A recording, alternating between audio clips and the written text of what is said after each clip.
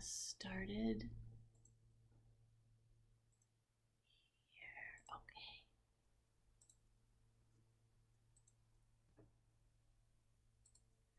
Now I'm happy to welcome everyone on behalf of Hope for Creation to our June monthly Green Team event. My name is Joan Hawkshurst. I am the coordinator for Hope for Creation, which is an interfaith network of individuals and congregations who are working to encourage creation care and support faith-based action on climate change in Kalamazoo and Southwest Michigan. We are a proud affiliate of the statewide Michigan Interfaith Power and Light, and we welcome participation by individuals or congregations who haven't yet found their way to us, but who might be interested in being part of a network of folks who are committed to caring for creation here in our region.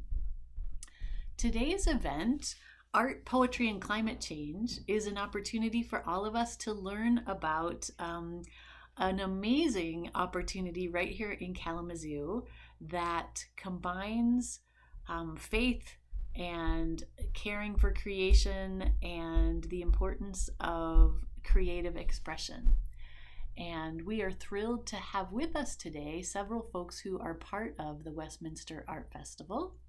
And at this point, I am going to stop sharing. Well, let me do one thing quickly first, which is to remind folks that if you're here with us on Zoom and you're not one of our presenters, if you wouldn't mind just muting your microphone, there will be an opportunity for questions near the end of our time together today. And at that point, we'll invite you to unmute.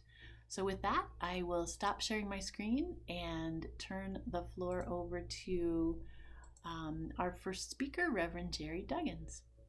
Hi. Thanks, Joan. And thank Hope for Creation for giving us the opportunity to talk about the Westminster Art Festival. I'm going to put some things up on the screen here too.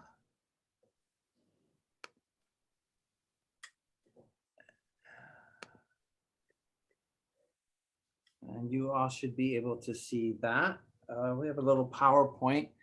Westminster Art Festival started in 2013. This is our 9th year of celebrating the arts and the environment.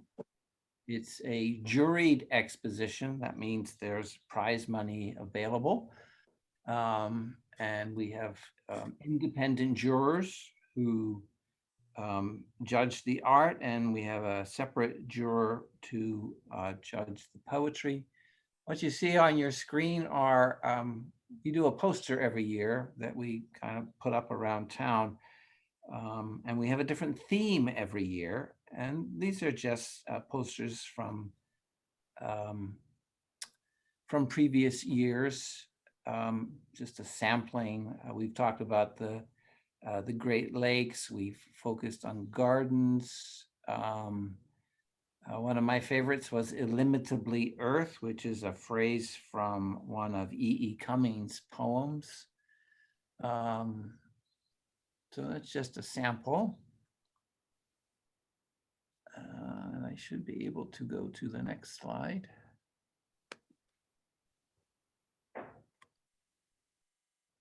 This year's theme was What Country Do Rains Come From? That's the climate change part. We take a lot of our themes, phrases from poems, at least of late. And this one comes from a Ray Bradbury poem. What tongue does the wind talk? What nationality is a storm? What country do rains come from? What color is lightning? Where does thunder go when it dies? And the idea is just to remind us that there aren't borders when we're dealing with a global environment. And so artists were encouraged to send us a message about climate change or about weather. I'm going to tell you a little bit more about about the history of the festival, but I thought it would be nice to go through what's at this year's exhibit, and Jodie is going to help us with that. Jodie Gerard is a member of our Art Festival Committee. This is her first year with the committee, and we've really enjoyed her contributions. So Jodie, why don't you go ahead and take it away. All right, I'd like to welcome everyone, and I'm representing a number of people today. They're on the Art Festival Committee. We take a lot of thought into what's going to go into the theme for each year, and when trying to decide on it, as Jerry mentioned, we try to come up then with some type of meaningful quote or poem that will help encompass and explain the theme and give it a little bit more depth. This year, we really wanted to have a theme that would encompass climate and climate change, and impress that not only was climate a local issue, but that we were all connected globally. And we felt that the Bradbury poem really helped encompass that for us. And through the theme, we are not only looking to showcase and bring talented poetry and artwork to our community, but we also hope to bring a wider perspective and connect with the given year's theme. And we do this through different music and hands-on activities, lectures, discussions. This year's activity started, as you can see in the pictures, with this absolutely beautiful and moving concert by the group Selkie, who provided us with some toe tapping and emotional traditional Celtic music and poetry. And during the opening ceremony, we also held some hands-on activities for children to help them get a better understanding of becoming global and environmental stewards. We have a number of activities that go along with the artwork, and we've had a book discussion group of the book, The Future We Choose. And I'm sure that Jerry will tell us a little bit more about the Zoom presentations coming up by Dr. David Crow, which I know that I'm looking forward to. And if we could have the next slide. Of course, the best way to experience the exhibit is to come and view it in person. Artwork takes on different meanings when viewed in real life, and you can really feel and see and make a personal connection with the pieces when you see them in real life. And the show is open during our church office hours, as well as specific evening and weekend hours. I personally will do a little plug for this coming Friday night, 6 to 8 o'clock, because I'll be volunteering there. So I hope to see some of you there at the exhibit. And the next slide. When you come, make sure not only to take your time enjoying the visual artwork, and you can see just a few of the pieces that we have here and how we have them arranged, but you can pick up one of our books. And these books are not only all of the visual artwork, but they also include all of our poetry. And it is a wonderful way to commemorate each year's event. I'd like to share with you actually this year's poetry winner, who was Mary Rose Reagan, and her poem was called The Air We Breathe. The air we breathe. The air we breathe, the ins and outs of it all, the cool air that embraces me, enters me, refreshing me. I welcome you in me. Maybe there is one God that rests above, beyond all the names for God we create. Even above and beyond the names for God I deeply love, Father, Son, and Holy Spirit, love. The air we breathe, the trees breathe, in and out, up and down. The air I breathe, the trees breathe. The birds, the bees, the plants and animals that inhabit our whole earth breathe. We all breathe together, mostly not knowing where it comes from or where it goes. Who lived with it for a precious moment? Who released it for all to share? We breathe, we live. The wildest of animals breathe. The closest of animals we hold and love, breathe. Everything, everyone breathes. Somehow, some way, we breathe in the breath of life. Whose life? Children starving, breathe. Wounded warriors, breathe. Tibetan monks, construction workers, flowers, snakes, and creepy, crawling things breathe. Our whole creation breathes all the time, in and out, up and down, in darkness and in light. We, creation, breathe. The air we breathe has been inside the folks we know and those we never heard of. Some breathing still, some long gone. Scientists, authors, doctors, saints, poets, inventors, artists, hunters, healers, all. Our whole earth breathes. Each in and out of air, I live in and embrace our whole earth mother, and everything we know or have yet to discover breathes. Even the oceans and mountains, fields and plains, we all share the breath of life. We live in and through and by the breath of life until we are the breath of life, until finally we exhale and all of it back. Each moment, each year, each age, we receive and we give back.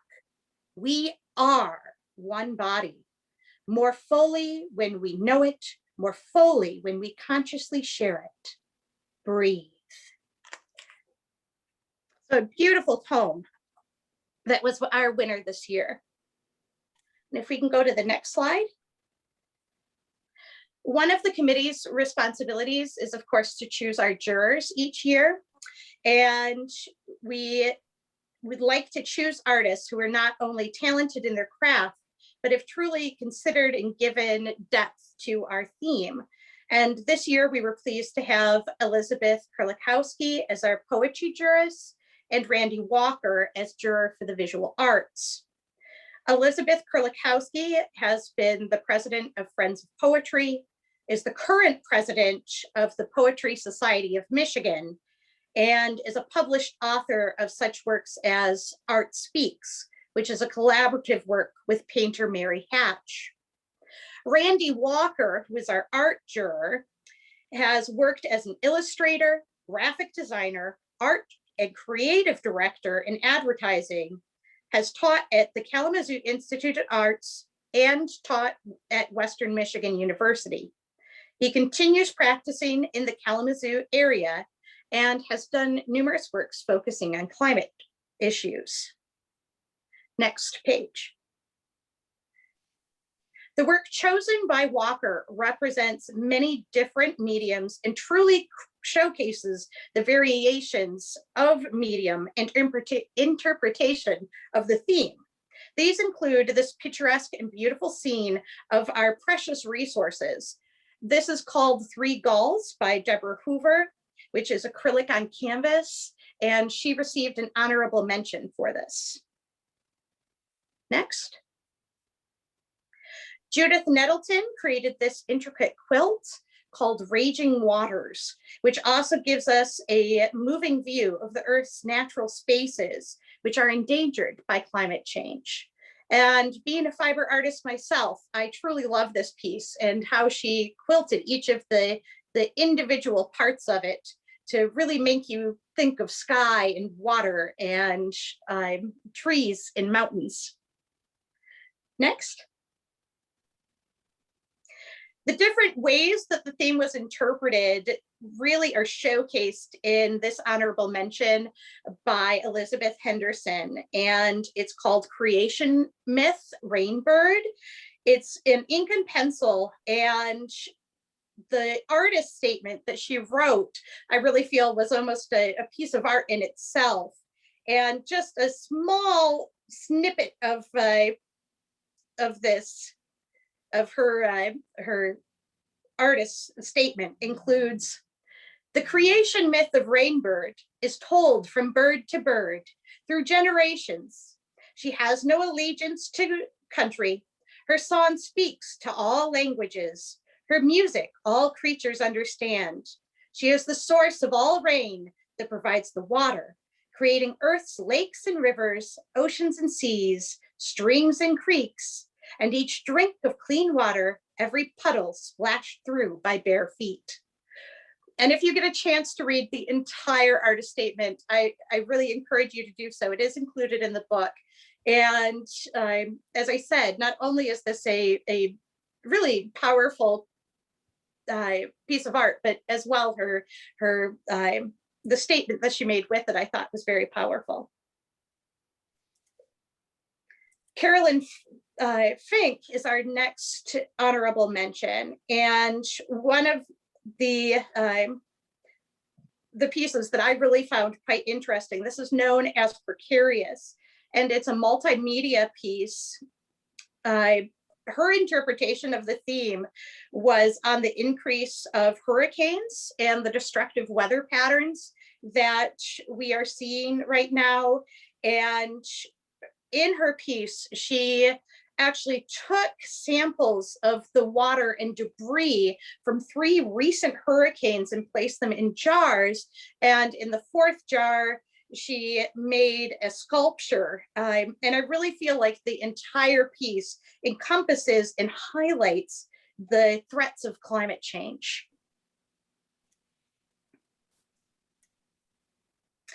One of the most fun parts of being on the committee, part that I actually really enjoy, is being able to select the committee prize.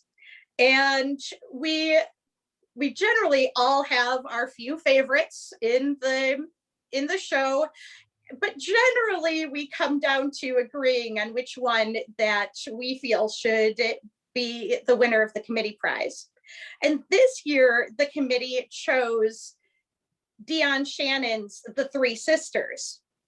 And not only were we taken in by her beautiful fiber work, but her interpretation of the theme really was something that took us by surprise, because most of our artists chose to work on the theme on such things as the beauty in nature and the devastation caused by climate change. And this artist actually chose to do something where she was showing us a solution for some of the climate problems. And her artist statement says, "For thousands of years, Indigenous farmers have had a planting technique that is sustainable and productive. The Three Sisters farming method requires no pesticides or chemicals and improves the soil. It keeps carbon in the ground instead of the air, lowering the temperature and protecting the planet.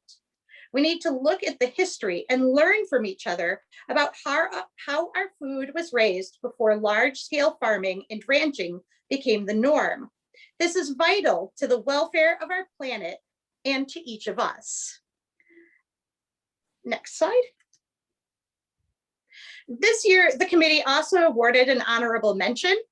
And this is one of the nice perks of being on the committee, because we can decide that we need to make one more prize. And that was because this high schooler, Kaylee Ronick, made this really wonderful piece of art called Man-Made Devastation. And we were just really taken by this contrast that she had created of this exceptionally beautiful landscape, and then in this foreground, this stark devastation and this comparison between the two. We felt that she had a lot of talent, and she really captured the theme. She wrote a really beautiful and moving artist statement as well, in which she explains what she was going for and some of the techniques that she used. This young woman has a lot of talent, and we can truly see that she is going to be going places. We also have a special acknowledgement this year called Recycled by Helen Neff. Helen is a wonderful artist who has been, who has put something in the art show ever since the art show was founded. And every year she really works very hard to make sure that she follows our theme and to present a piece that's on it.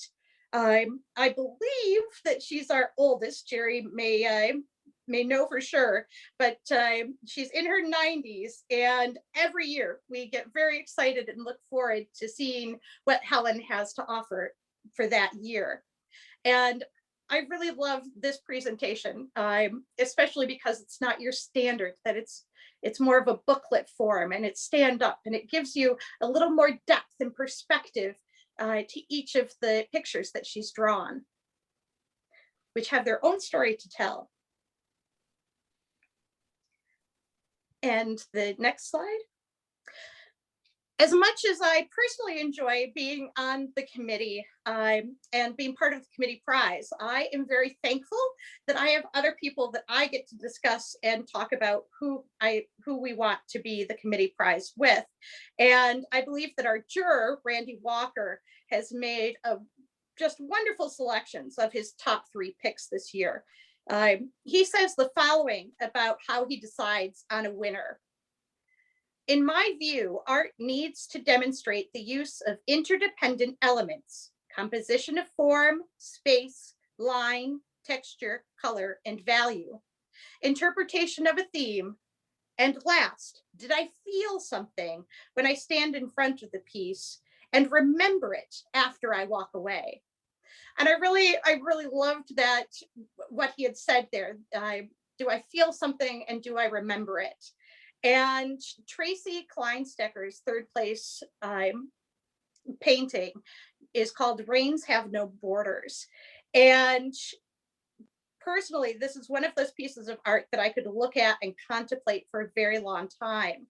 I love the soft droplets of rain and the slight pop of color in the rainbow, and that symbolism that the rainbow gives of hope and joy.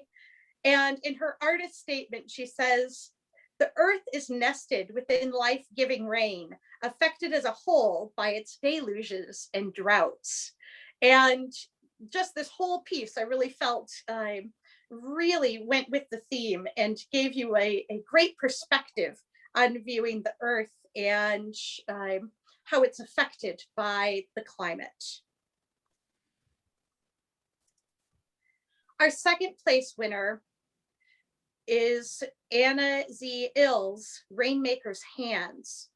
This is done in earthenware and in caustic, and it provides an exemplary example of how art can be used to express feelings and emotions. And every time I look at this piece personally, I see something else and I feel something else. And especially being a 3D piece, seeing it in person and being able to walk around it and seeing the textures and the colors it gives, this soft cradling and care of the hands that seem to be giving the earth in her resources protection. And it's one of my favorite pieces. I really enjoyed this one. She actually put 2 pieces in, and I really like both of her pieces. They're both very thought-provoking. And now I'm going to turn the program over to our 1st place winner, who is Jeanne Fields. Jeanne's piece, Where Do Birds Go When It Rains, is an absolutely amazing piece of artwork. And every year we look forward to Jeanne's submissions because they are always equally delightful and wonderful. So Jeanne, if you would like to continue.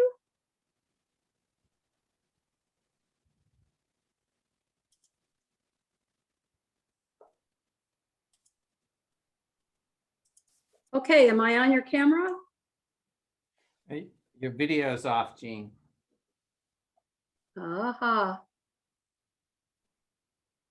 No, it's not actually. Oh.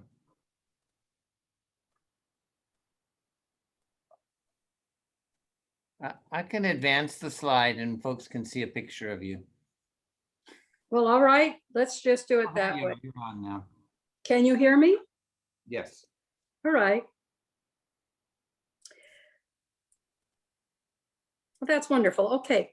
Well, I am so grateful to Westminster Presbyterian. The art festival is a marvelous opportunity, and I'd like to talk about it a little bit and go through a few of my presentations that I've made over the years, because I think they illustrate what Westminster Presbyterian, what the festival offers. It's quite amazing.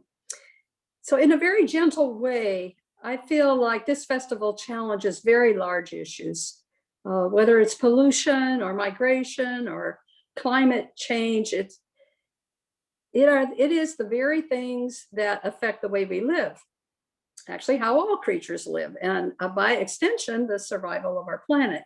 So you might think you're seeing a small exhibit in a relatively small town, not so much anymore, but truly big ideas are happening.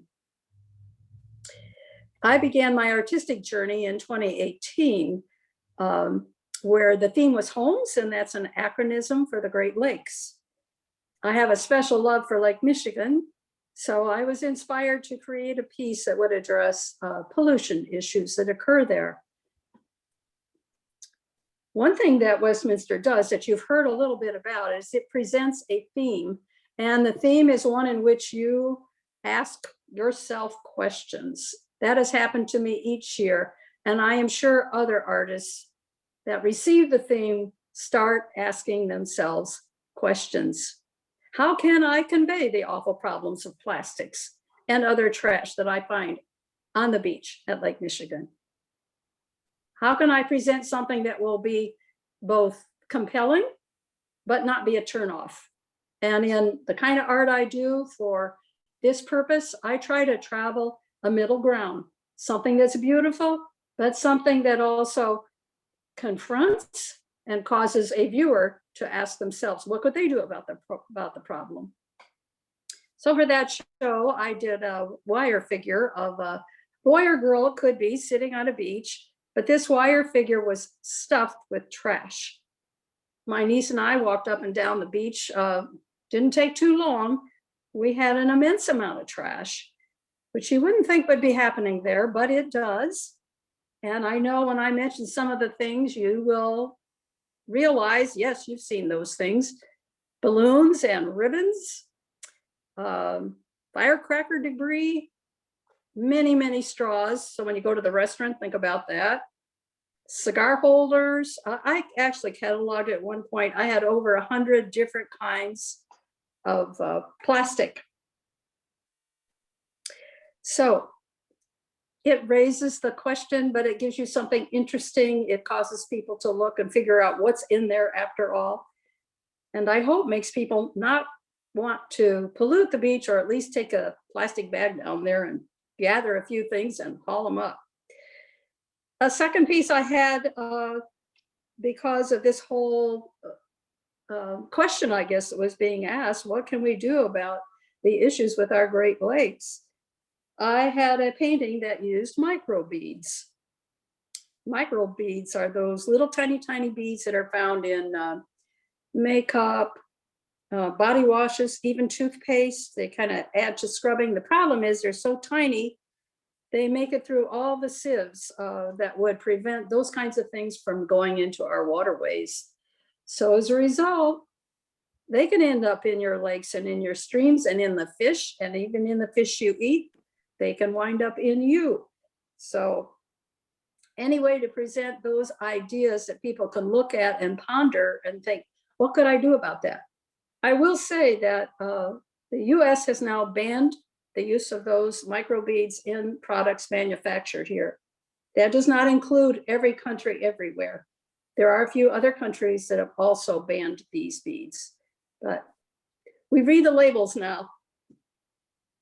In 2019, the theme was on migration. In fact, you see the wire figure up in front of you there. Again, tons of questions came up for me. Would I ever leave home? And what would cause me to leave home? What would cause me to give up everything I have and head out for a destination that I wasn't sure would even fully be an answer? I might not even survive it. So I found answers. I started looking and learning more. I found out more about climate change and the way it's turned formerly farmable land into desert territory. So farmers couldn't raise crops, they couldn't earn a living. I learned about hunger, persecution, I learned about violence. And of course, those people that have hopes for their children and saw no future being where they were living. I also learned, and I didn't update my information from a couple years ago, but as of a couple years ago, the projection in 30 years was for over 405 million international migrants. I bet that number is even higher now. So I created the assemblage that is in front of you with a wire figure of a woman kind of walking through the landscape. I began to draw from different racial groups because every race is hit by this. Doesn't matter what color you are. And I included such things even as this bird's nest with pearls and the pearls all over the figure that you're seeing, because I wanted to say something very sacred about this journey that people make, birds make, butterflies make. It's an incredible journey, and some die along the way and some get to their goal. So this whole effort to seek home at great risk truly opens your heart, and you begin to ask yourself, can I have mercy for those who are on the journey? You can see how much thought these events provoke. In 2020 was the Sacred Places, Wild Spaces theme. And for years before that, I had been carrying around in my pocket the poem that was used as a motivator for all of us. It's just a verse, and it's from Elizabeth Barrett Browning's Aurora Leigh, if I'm saying it correctly. The verse is, earth's crammed with heaven, and every common bush afire with God. But only he who sees takes off his shoes. The rest sit around and pluck blackberries. Well, I brought this large painting with a little girl that you're seeing. I was exploring that idea because it's a sacred place. It has wildness about it. And here's this little girl, she's 8 years old, like many migrants on the road, drawing from the previous year. But anyway, she's trying out the icy water.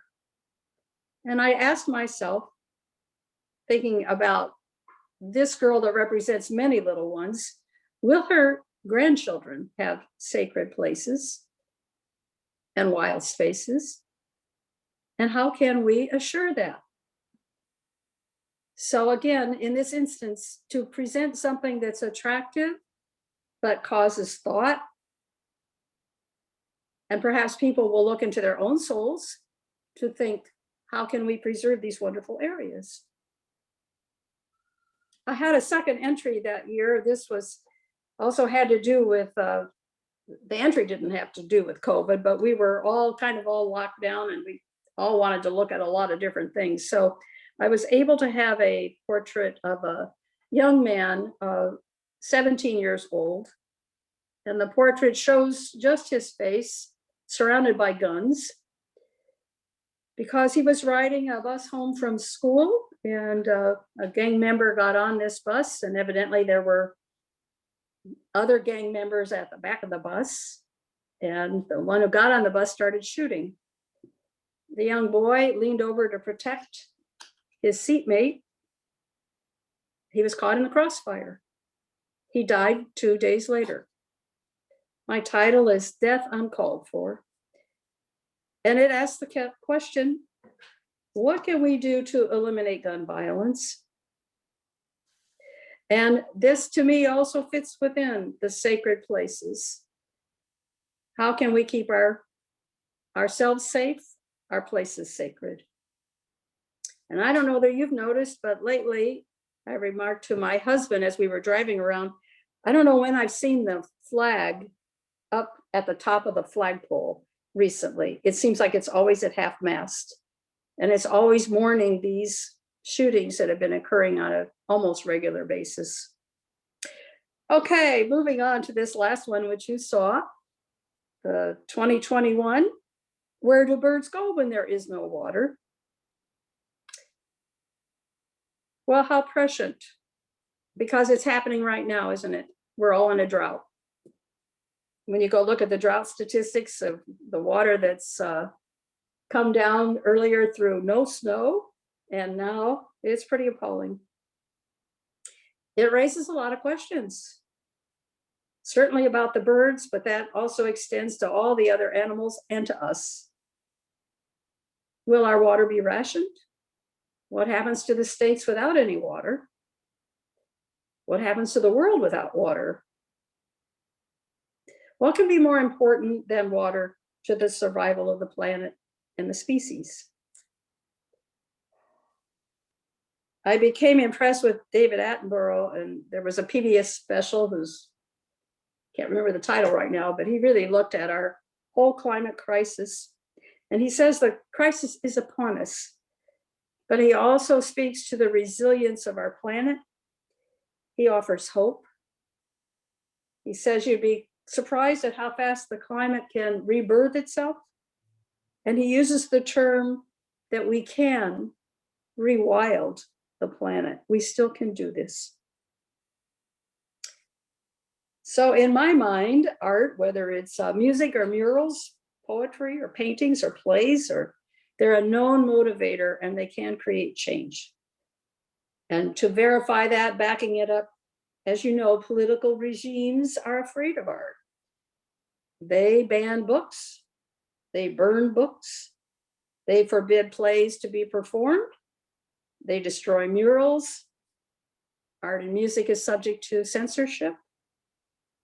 So in my mind, that's why the Westminster Presbyterian Arts Festival is a big statement, and it's a pushback, if you will. And I know we all say, big thank you, thank you, thank you.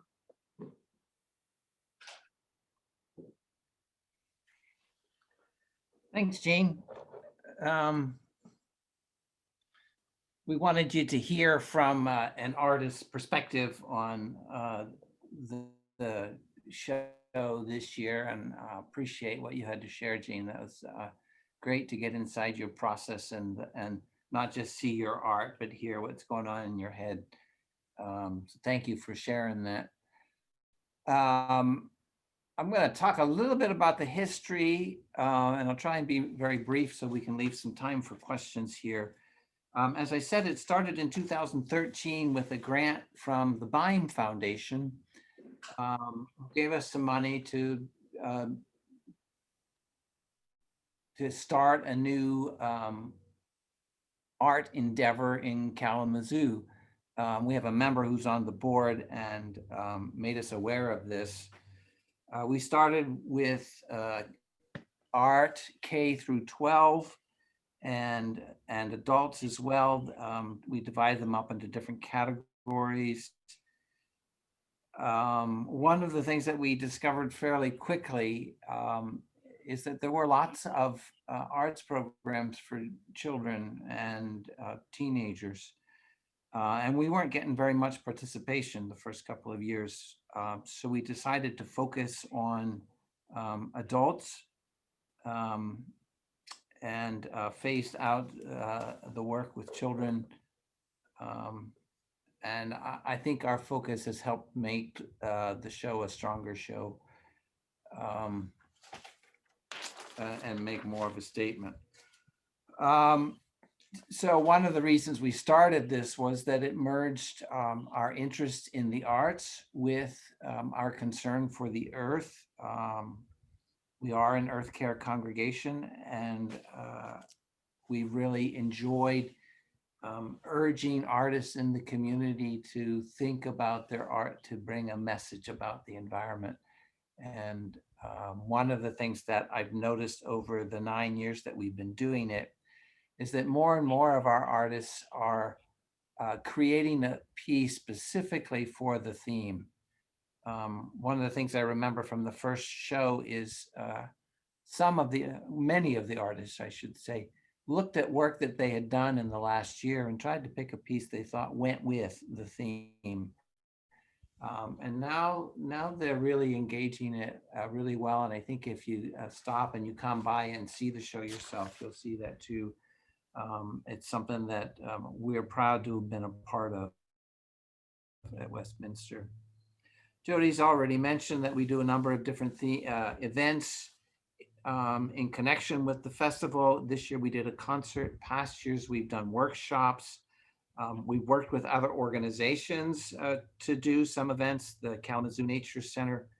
We've worked with the local farmer, with a couple nurseries to do butterfly gardens or fairy gardens.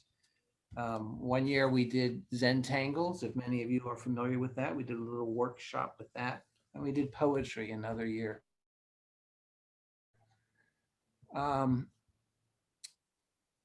What else can I tell you? It costs us about $5,000 a year. If you're interested in the money, we get about $1,000 to $1,200 in entry fees. We get some income from the sales of paintings because we collect 20% of the sales. I would love to see more of the art sell, but I'm glad we're just glad to bring the art to people. We still get a small grant from the Vine Foundation to help us, and then the church covers the other half of what it costs. David Carew, you'll see that's this year's next event. We'll be doing Zoom on June 10th and the 17th. And David Carew is the local expert on how climate change is affecting Michigan and the Great Lakes. He's going to talk a little bit about the book that we did a book study on, The Future We Choose. So if you'd like to be a part of that, that's at 7 o'clock. Send me an email. The address is up there. You can also find that address on our website, and I'll be sure and send you the link. We're expecting two really great conversations with David.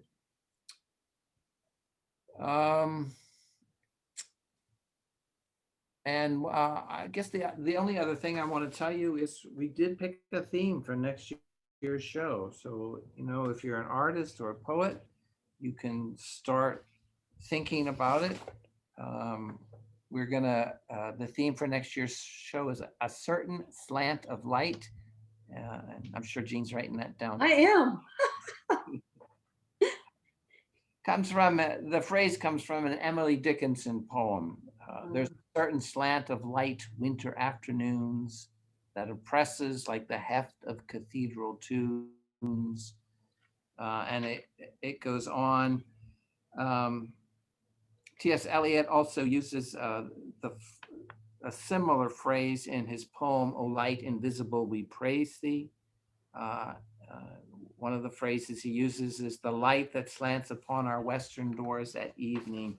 And it's a poem that just celebrates light and sun and the earth. And the other little poem that we're going to send the artists to sort of spur their creativity is from Rumi.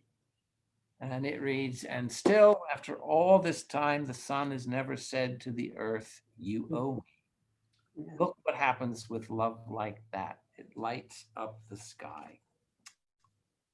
And with that, I'm going to stop my screen share here and we'll take any questions you may have.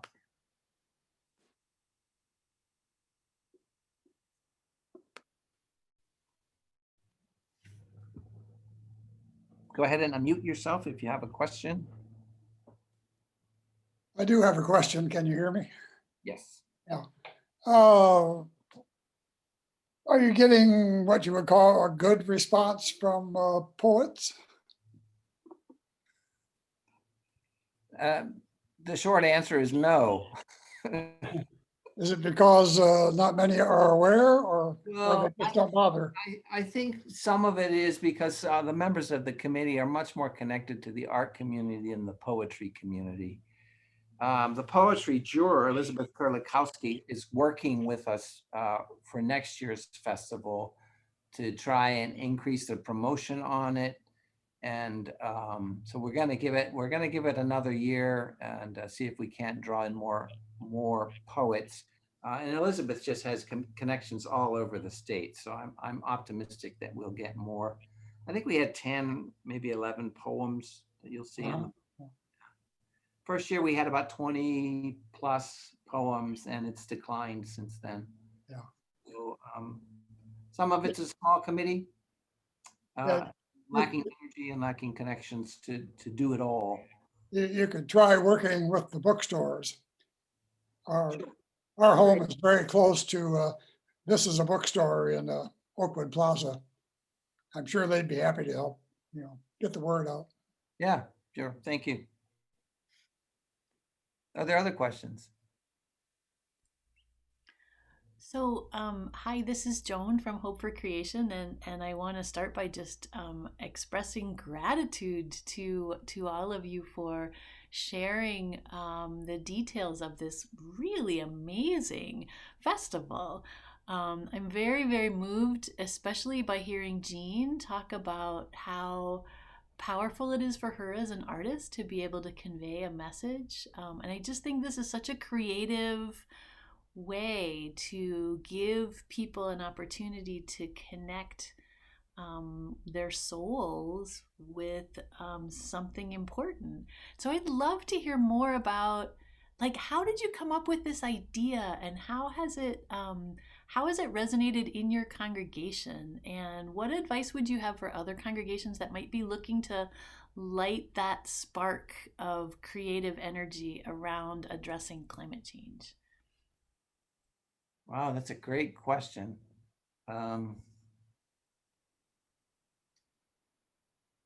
We just do a lot of brainstorming. I said we don't have very much poetry connection to the poetry community, but we all love poetry. And we do go to poetry for inspiration.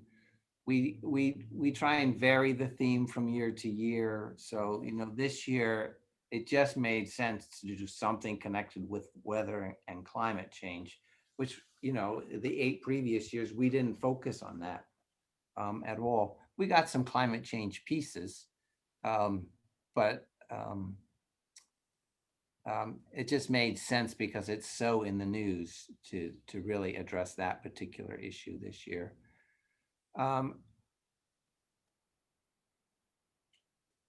One of the things that we have is we have a good space to do an exhibit. And if other congregations have a space where they have art, I mean, that's really the first key, to have a space where you can do it.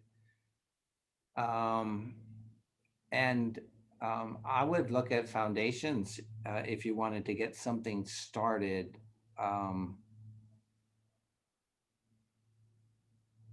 Which is how we got started with help from a foundation.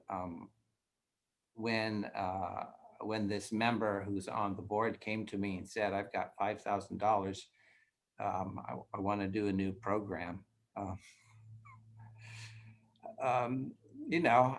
I stopped a lot of what I was doing and gave that some thought, and it just naturally flowed. I knew our congregation loved art. I knew our congregation was into the environment, and so it made sense to do that. We're a pretty progressive congregation, so I'm tempted to try and do other social issues that are related with art. That's one of the reasons we did migration last year, because we thought it would expand the artist's ability to address something. It's hard to say broader than the environment, because what is broader than the environment?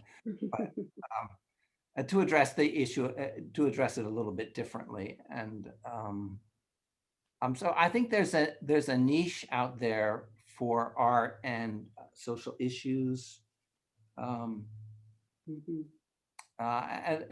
Just flowed out of our congregational culture, and it became easier to budget money from the church budget after they'd seen how well it worked using foundation money. I don't know if that answers you. That's as much of an answer as I had. I don't know, Jodie, do you want to weigh in on that? Yeah, it's I would agree. I think one of our other problems is trying to get committee members. So if you're interested in starting that, that's actually where I think I'd start. And having a really good committed group of people that's willing to work at it and really enjoys it. All of our committee members are just wonderful at at choosing our themes and really being committed to it. And as Jerry was saying, I think that the art and social justice, I feel, often go hand in hand, that you can say so much through poetry and through visual artworks and spark those discussions and those conversations.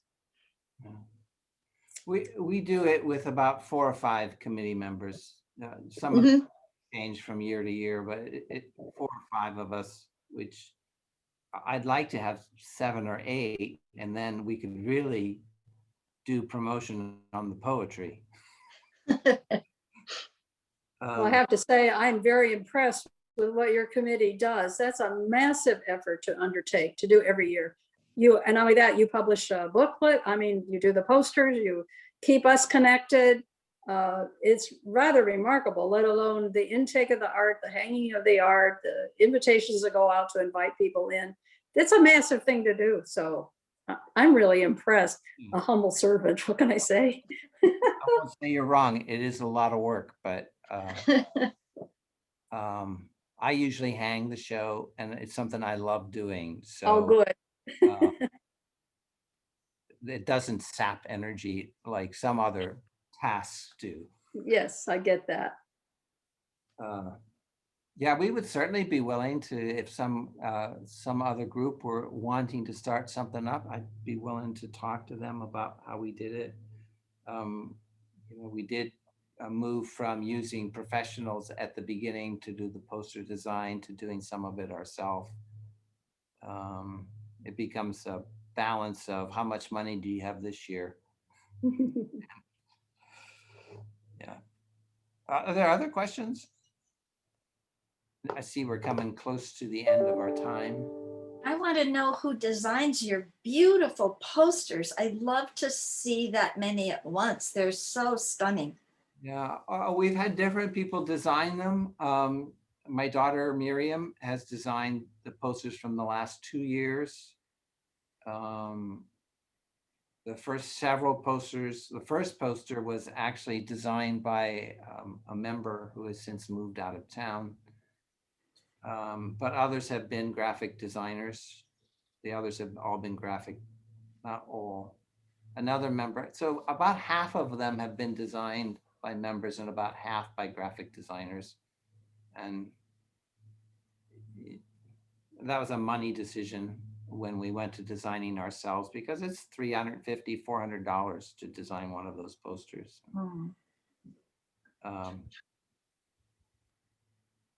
My daughter just loves doing it. And is amazing at it. Miriam is just, she's the one that did all the booklet and the posters. She's just really amazing.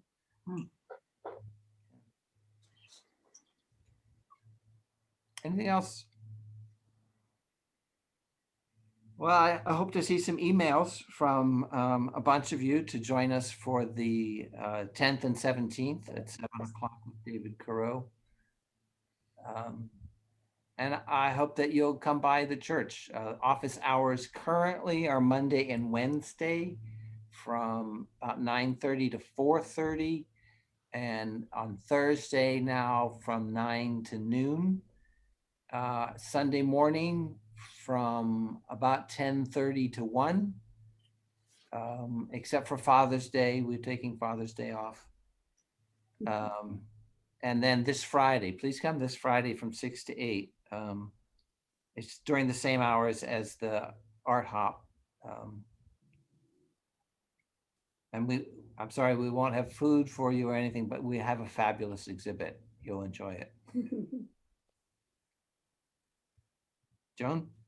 Well, thank you. Thank you, Jerry and Jodie and Jeanne, for this amazing opportunity to get an insider's perspective on the Westminster Art Festival. I do want to say, it's not the first time that we've included folks from Westminster in one of these Green Team events, and I think that your congregation is such an inspiration to others of us who really aspire to lift up creation care through our faith traditions commitments. I think you all are really doing a beautiful job of showing us examples and lighting the path as we all think about ways that we can use our creativity, our hands and labor, our tithes, our financial resources in the service of this critical work to protect our planet and to